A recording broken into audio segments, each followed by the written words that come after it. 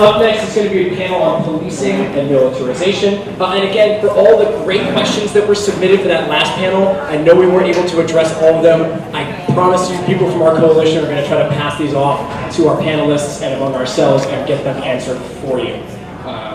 On policing and militarization, we have Melina Abdullah, Michael Novik, Ace Catano, David Stein, Angelica Duenas, and John Motter.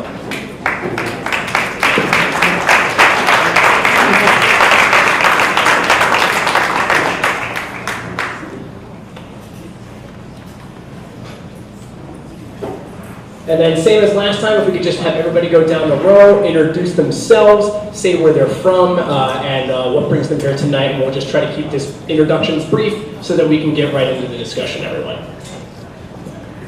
Hi there, I'm David Stein. I teach history and African American studies at UCLA, and I've been organizing around issues of policing and imprisonment for about 10 or 12 years. I'm Ace Catano. I'm an organizer with Ground Game LA. We're very proud to be part of the NOlympics coalition. I'm really honored to be up here with all these amazing people. I'm also a attorney with the Los Angeles Public Defender's Office. So thank you, Steve, for asking me to come bring my suited self up here. I'm Michael Novik with Anti-Racist Action, Los Angeles People Against Racist Terror. I moderate a list called Stop Police Abuse Now on Yahoo groups. We're also part of the NOlympics LA coalition since it started. I was here in '84, and we'll want to talk about that a little bit. I'm John Motter. I'm a former Marine infantryman, served in Iraq and Afghanistan. I'm currently a member of About Face, Iraq and Afghanistan Veterans Against the War. I'm Melina Abdullah. I'm an organizer with Black Lives Matter and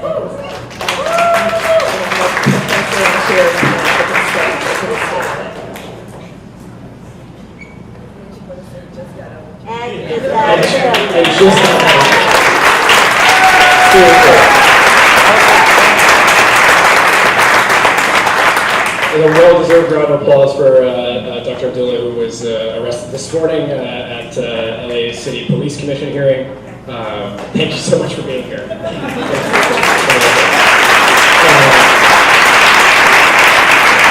So just to give a quick bit of context for policing and militarization with regards to Olympic Games in Los Angeles, I'm sure many of you are aware the bid committee wants to designate these games a national special security event, which would put the federal government in charge of security for the games. We're talking about a 700 square mile games radius, and that would mean that the Secret Service, the FBI, and the DHS would be the command and control authority for security during the games, and that designation might start today. We don't really know exactly when that designation begins. So why should we be worried about this? A lot of other major events like the Super Bowl are already NSSEs, and the mayor and the city council keep saying that this is not going to change the relationship between LA officials and federal government and immigration authorities, et cetera, et cetera. So why should we be worried? Well, first of all, the current relationship is pretty horrible, so if it's not going to change it, that's not a good thing. I think it's important to recognize that none of these things go away. If they put something in place for a special event, and when the event is over, all those things they put in place stay in place. In 1978, in Puerto Rico, they had the Pan American Games. The United States convened an international conference of anti-terrorist experts from Israel, Colombia, many other countries, and launched the FBI Anti-Terrorism Task Force, which now supervises the SARS collection of data and the fusion centers. Anything they put in place in '84 is still here. If this meeting had happened in when the 1984 Olympics was happening in LA, we could not have come to this venue, because to enter this neighborhood you had to present ID that proved that you lived in the neighborhood, otherwise you're not admitted. It was cordoned off. So, the stuff that they do around these Olympics are part and parcel of the strategy they have for building a police state. Once they get those powers, they never give them up. I mean, I think anytime you talk about putting more resources into policing, you're talking about taking away those resources from the things that actually make the people that we care about safe, right? So you're talking about diverting funds from things that could go to things like community programming, livable wage jobs, all of those kinds of things, permanent housing, we just talked about housing, and putting it into a police system that's designed to protect wealthy white folks from us, right? And so what that means is greater contact between black people, brown people, poor people with police, which threatens our lives. So we don't want to minimize what that means. When you talk about putting police on the streets, it means putting people with guns who are there trained to see us with targets on our backs and our fronts, right? And really jeopardizing the safety of the community. And so when we have like the interlocking of agencies, that's even a greater threat. When you have federal agencies, local agencies, all empowered to keep a group safe. And I just tried to look up, well, what would it cost? Who are these people who go to the Olympics? Because like, I don't have any friends who ever went to the Olympics. I don't know about y'all. But when I looked it up, it's like $20,000 right now. That's the average cost to go to the Olympics for a couple of days. $20,000, right? So what kinds of people are they trying to protect? Right? People who have $20,000 to spend on a fucking game, right? So I think that we need to think about what that means for those of us who don't have $20,000. One thing to build on that is that the way that policing is structured is not actually about solving crime or maintaining people's individual safety. Functionally, the role of police is actually the distribution of crime, determining where things are going to be criminalized and where they are going to be targeted. There's an absurd number of things that are illegal in the state of California. I have had clients stopped for crossing at a crosswalk when the red hand is blinking, rather than the little white man, and seen those cases devolve into major severe violent incidents and arrests and serious jail time. The role of policing is to impose a specific order on specific people. And when you have an event like the Olympics, which is essentially a space in which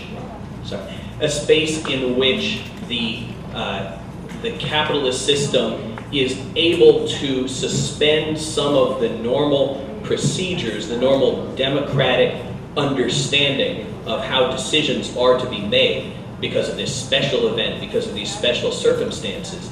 It creates a situation that is extremely dangerous for the overexpansion of that policing power, and which is, as mentioned, is hard to ratchet back. When they have the new budget, one thing that happened in 1984 was they pushed through the training and recruitment of a large number of new officers.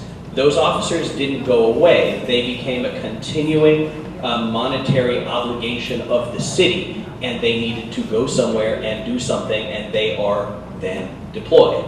So the things that can happen in those sort of capitalist breakpoints, like the Olympics, can stick with us for an extremely long time.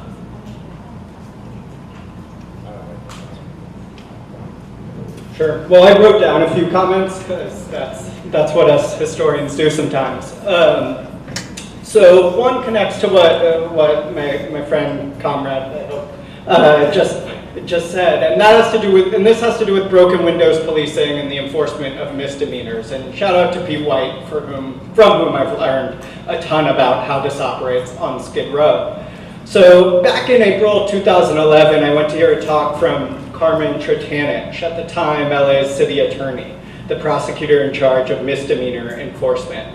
A few months before, in the midst of the protests in Tahrir Square, LA Times columnist Steve Lopez had asked if Tretanich should be compared with Hosni Mubarak for his ruthlessness and punitive style of governance. In his talk, Tretanich told a room full of USC law students, ostensibly those well-versed in civil liberties issues, that he could tell a drug dealer on Skid Row by whether or not they have clean socks. His suggestion was that if one had enough money to afford clean socks, they must be dealing drugs. For him, clean socks constituted probable cause for a search. Such a statement also provides a lesson for how policing and prosecution work.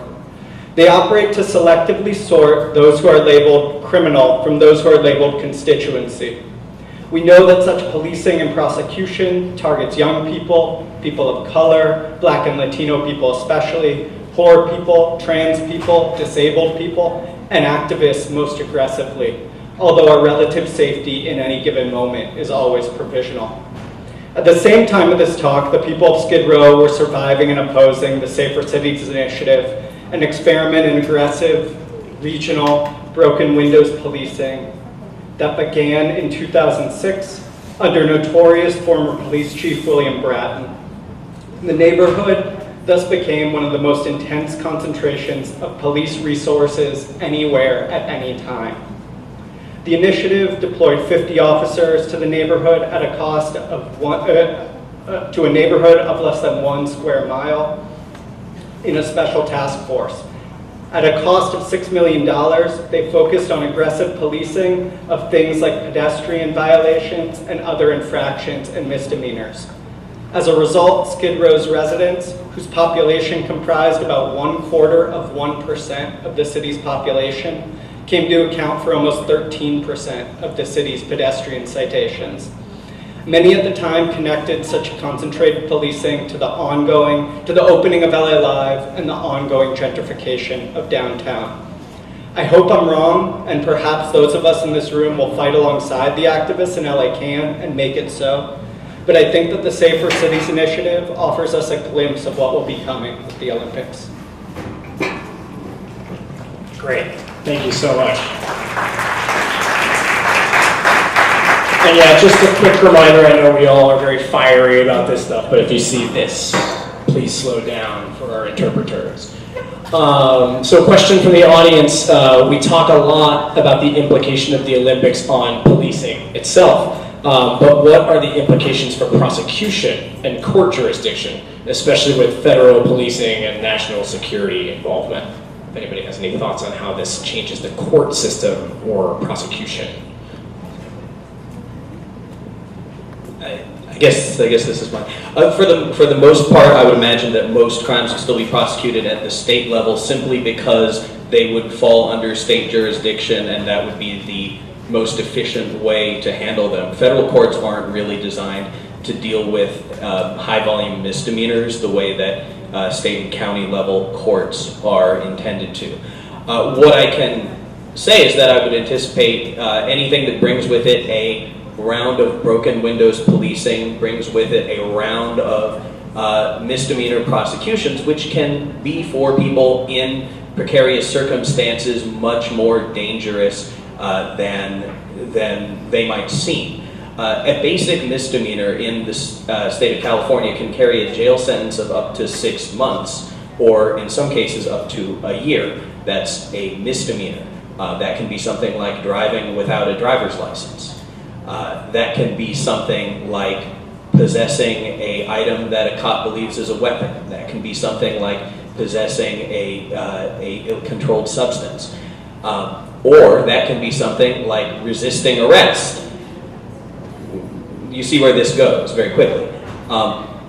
One thing that people should keep in mind when talking about broken windows policing and these sort of low-level arrests, obviously these things can ruin somebody's life, especially if they have any sort of criminal history or other circumstances that cause a judge to deny them release on their own recognizance. That's when people get locked up for, even if they go to trial and win, they can spend a month in county jail, leading them to lose their apartments, their jobs, their homes and security. One should also keep in mind, something I've learned as a trench lawyer is that for many people in America, especially when we're talking about these broken windows sort of situations and these lower level offenses, is that the law functionally doesn't exist. And I want to explain this really quickly because it sounds weird. I A person can be arrested without probable cause by a police officer based on fabricated justifications for a search and so forth. That person may be sitting in jail, denied bail, or unable to make even a small amount of bail. My first client ever was held on $1,000 bail, for which he would have needed $100. It took him 4 days to get out of jail before his sister could wire him the money. Those people can be held in custody, coerced into taking a plea to get out of jail. And then even if they find themselves in a situation where they have a righteous basis for an appeal that was not sacrificed at some point along the way, for example, by taking a plea, by the point that the vindication for a misdirected arrest comes down from the appeals court, we're talking that person may already be homeless, that person may have lost their entire lives, and the mere vindication of a reversal does very little to fix any of the harms they suffered. If they get a civil attorney and get a lawsuit filed, that still does very little to fix the harms that they've suffered in the interim. So for many people, law doesn't exist. And when you are talking about a period of intense broken windows policing targeted on specific communities, what you're functionally talking about is actually a suspension of the rule of law for those communities. Yeah, if you spend any time in court at all, even if you're just going to watch, a case like Dr. Abdullah's, where it's political, what you see very quickly is that the functioning of those courts has to do with the system of colonialism. There's a different set of people running the courts and a set of people being run through the courts. And the people being run through the courts and into the prisons are predominantly black and brown.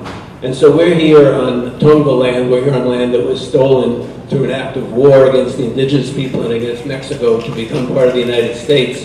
And if we're talking about the police, we're also talking about the same kind of colonialism operates on a daily basis. The police function as an occupying army in communities of color, and they function as an internal border guard in more privileged areas. And as they map out different areas that have become more privileged, you're talking about a process of reconquest and recolonization that's going on in LA and elsewhere around the country, but especially here.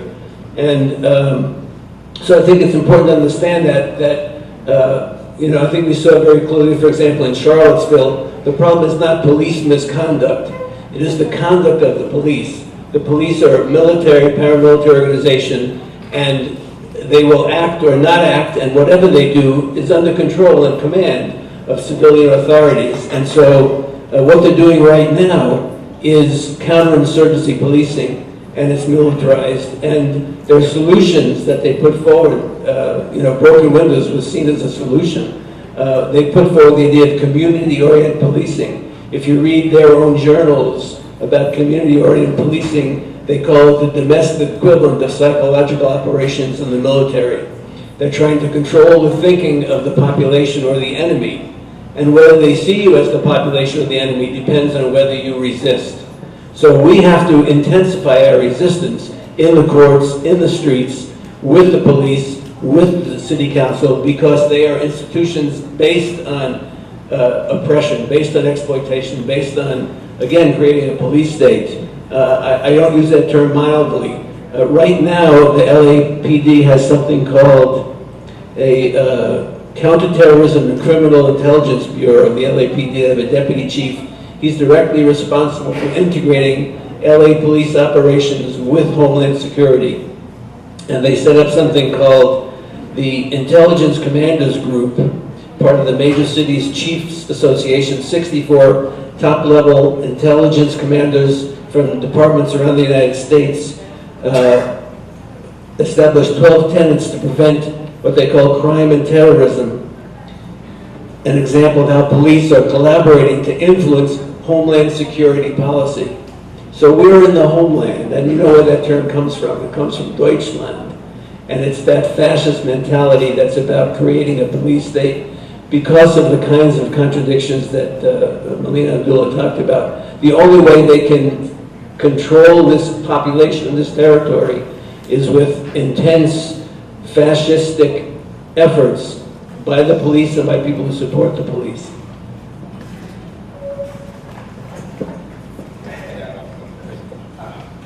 great. That segues pretty well into a question from the audience. The 1984 Olympics set the stage for the 1992 LA uprising. What is the likelihood that the 2028 Olympics will boil over into a repeat of 1992? And is there anything we can do to relieve some of that pressure? So look, let's not wait until after to have the uprising.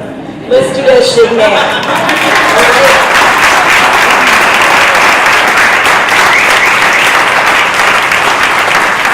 So I just want to echo what Damien, I don't know if Damien stepped out, but when he was saying, I was late, so I'll confess that. I don't know if you talked about this, about what is at stake for the political operatives in the city. But Eric Garcetti, this is going to be his claim to fame, right? He's already touting it. He's already running himself for fucking president. Forget governor, right? He thinks he's going to be president, and one of his justifications is, hey, I'm bringing the Olympics to LA, right? So we have an opportunity, okay? We have an opportunity right now to show why it's a bad idea, to show the kind of city that he's building, to show how he's over-investing in police to the detriment of community. We have an opportunity to uplift what he's done and what he's doing in terms of gentrification in black communities, brown communities. We have an opportunity to show how he has this face. What do we call him? Mayor Yoga Pants, right? Skinny jeans mayor, right? So yeah, you can look progressive all you want, Eric Garcetti, right? But you are not progressive. You are oppressive. The only form of racism is not the kind that we saw in Charlottesville. Just as dangerous as these white supremacists carrying tiki torches, right, is the smiling version of them. And that's what Eric Garcetti represents, right? So what, you got one black friend, right? I don't care. When you green light a police department that is the most murderous in the entire country, and that's now. That's not leading up to the Olympics. Right now, LAPD is the most murderous in the entire country. Right now, none of them are ever held accountable. Just today, the murderers of Carnell Snell got off. And we knew they would. Like, we showed up at police commission meeting under no illusions. I see Baba Keeley at the back of the room. You couldn't even wait till we were 5 minutes into the meeting before you went up, because we knew the outcome, right? Because that's the kind of city that we live in right now. And so we need to think about why he wants the Olympics. It's not just because he had a good time in Brazil, right? He had a good time in Brazil because he was also ducking us because we were camped out in front of City Hall at that time, right? But that's not why he wants the Olympics. He wants it for his political ambition. So the question becomes, how do we use that shit, right? How do we use it to usher in the vision that we want? How do we have our uprising now so that we can say that you won't have an Olympics 2028. Everybody will be scared as hell to come here, right? If you don't fix this shit now. And so that turns it on us. What are we going to do? Don't wait until, what is that? I'm bad at math. So 84 to 92, what is that, 8 years? We don't want to wait 8 years after to have our uprising. We want to have it, we have 11 years to begin the uprising and to have it in such a way that we force them to do what we want ahead of 2028. And so that's what I'd like us to spend our time doing.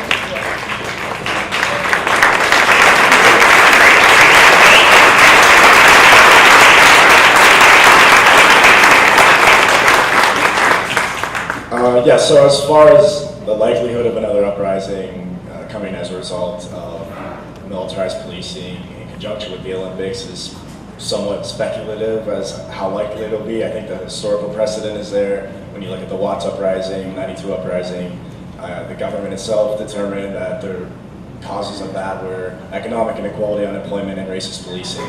And none of that has changed at all.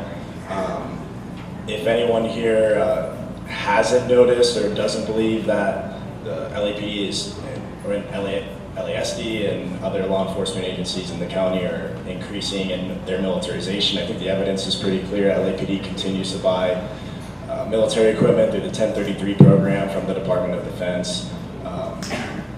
We have fusion centers set up all over Southern California where ICE collaborates with Department of Homeland Security in monitoring low-income immigrant communities and communities of color. And I can tell you, the note about counterinsurgency and how like that kind of strategy is being adopted by the police is pretty clear. LAPD is the birthplace of SWAT, which is a paramilitary organization. We continue to buy, you can see it anytime you see a SWAT car roll by with an assault rifle inside. You see guys on riot patrol or riot duty when DSA was at Sheriff's Department out in full riot gear, even though the threat was pretty clearly not present. And I can tell you, like, I essentially was a cop when I was deployed. That's the role of an infantryman on deployment when you're implementing counterinsurgency. You at least what the government thinks a police officer is supposed to do. We patrolled neighborhoods. We kept the peace. We observed for people breaking the law. Occasionally, we engaged with the enemy. Search buildings, things like that. And that strategy has been an enormous failure, and I think that that's pretty evident. It's only led to dehumanizing the population there, oppressing them, destroying relationships, which led to small uprisings on a weekly basis there, ones that you'll never hear about, but ones in which civilians were killed all the time. And the distinction between what's going on in the Middle East and what's happening here may be really clear to us, like, oh, this isn't a war zone, but that's not how the police see it. You hear it in their language all the time. They think this is a war zone. They think their lives are, they think they risk their lives every day out on patrol. And it's like, no one's actively trying to kill you every day. It's a very safe city. It's not even in the 15 most dangerous jobs. No. It's more dangerous to be a cab driver than to be a cop. And, and obviously this isn't to, apologize for anything or rationalize anything we did overseas, but there was equipment that wasn't even deemed necessary for our job when people were trying to kill us every day, that the LAPD seems to think that they need to do their jobs and to patrol their neighborhoods. I don't know why LAPD or any police department in America needs a mine-resistant armored vehicle. Can't think of the last time there was an IED strike on a vehicle in America. And for a lot of people, this is something new. It's really evident. Say if you look at pictures of Standing Rock, you see what we would call a gear bomb going off on all the cops and DAPL employees there.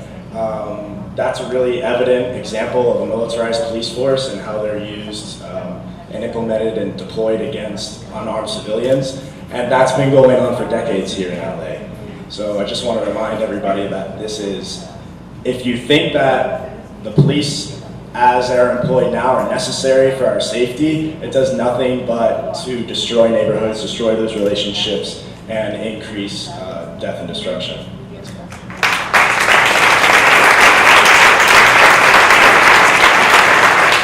I'll just say a quick word more. I think that, if we understand that they are engaged in counterinsurgency policing, then our responsibility is to build an insurgency, not just an uprising, but a sustained effort to win the hearts and minds of a significant sector of the population here.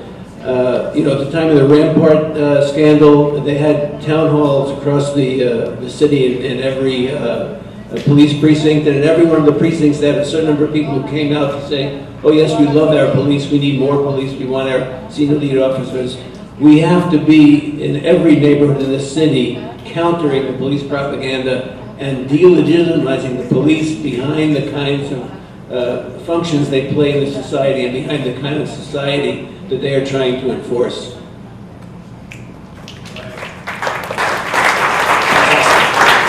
Thank you. Some good audience questions. I kind of wanted to address one of the other questions that we had, just for historical perspective. This NSSE designation was employed in 2002 during the Salt Lake City Games, and I was just hoping if you could kind of give us some historical context on that. Unfortunately, I can't. I don't know a ton about the Salt Lake City Games. One thing I can say historically is that the Olympics have made the whatever current system of policing and imprisonment exists, they've made it worse. So in the 1980 Lake Placid Olympics, they provide a useful example. Then the federal government built a new prison to accompany the event. As the geographer Jack Norton has written, prison expansion in northern New York was an integral part of the games themselves, as the organizers of the Winter Olympics in Lake Placid arranged for the athletes' housing to be constructed so that it would be used as a federal prison immediately following the Olympic competition. We can also see this with the Rio Olympics and Bratton and Mayor Giuliani's relationship with the policing tactics that they used. So to speak historically about the rise of mass incarceration, this is how it's happened in these kind of microbursts across a whole host of jurisdictions. It's not simply Clinton's crime bill. It is that, but it's also hundreds and thousands of those in counties and states across the country.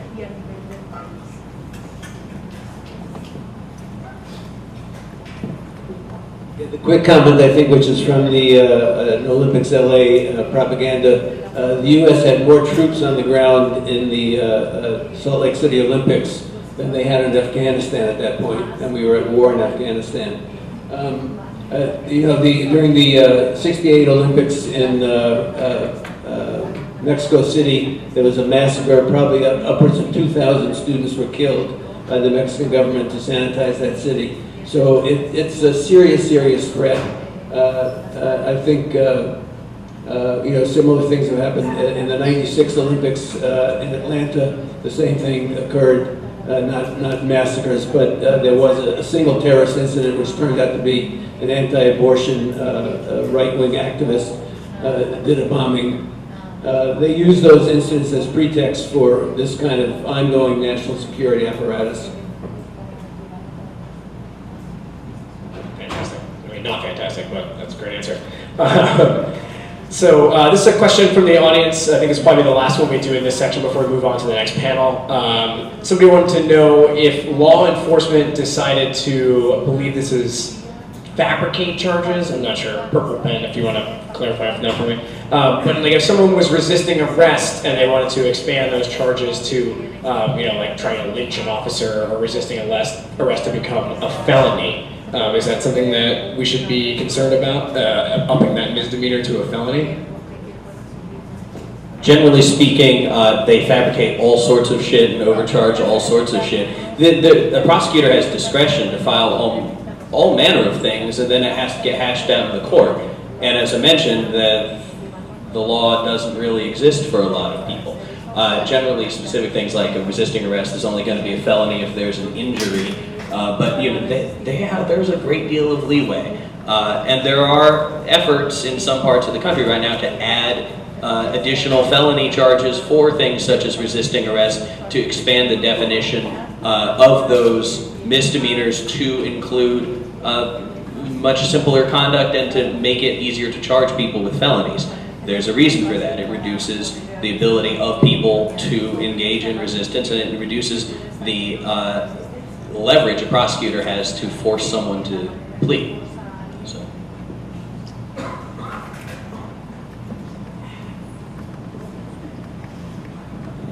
So this isn't in response to that question because you already answered it, right? But I just want to, so my mama always taught me that if you have a room full of people asking for something, so I think it's really important that we're aware of what's happening, that we begin our organizing now or continue our organizing now, and I think it's important that we think about tangible steps that we take. So if we're talking about, how policing will look in 2028, let's begin by addressing how policing looks right now and doing what we can to disrupt this system right now. And so, again, I want to underscore that LAPD is the most murderous police force in the entire country.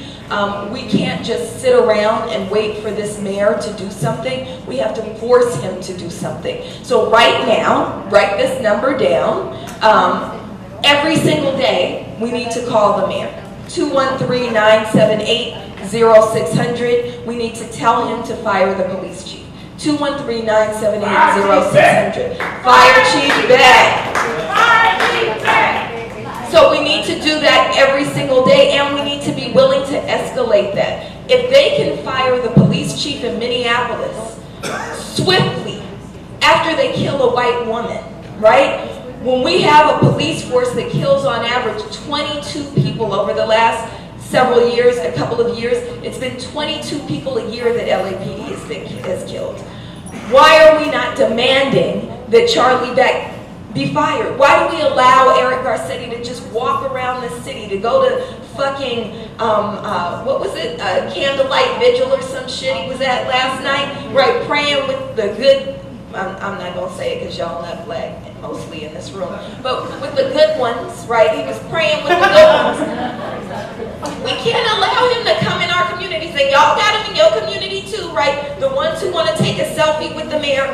Fuck that. When you see his ass, confront his ass, and because he's responsible for the way that policing works. He's responsible for putting resources into police that could be used to actually make our communities safe. So do some shit. Call him. Go to his house. Y'all know where he lives. I know where he lives. You can Google it if you need to. Right down there on South Irving, right? Show up. Do something now. And so we need all of you to at least call every single day and tell him to fire Charlie Beck. Now we can check. 213-978-0600. 213-978-0600. And you got to take joy in the little things. If we all call as we're leaving here tonight, we can fill up his voicemail, and that frustrates the hell out of him. So we can so fire Chief Beck. Fire Charlie Beck. Fire Charlie Beck. Fire Charlie Beck. Fire Charlie Beck. Fire Charlie Beck.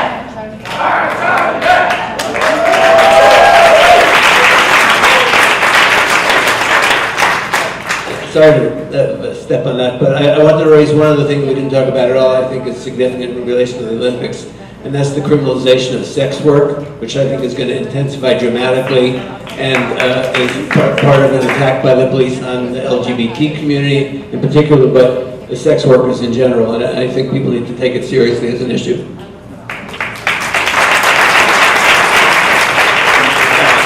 Thank you for bringing that up. We actually did have an audience question about human trafficking. Again, if there's any audience questions that we did not address during the panel, we're going to try our best to answer those and put them out on an email after the forum. So if you're interested, you didn't get your question answered, please sign up for an email list. We'll try to get all those answered. Big round of applause for our panel. Thank you, everyone.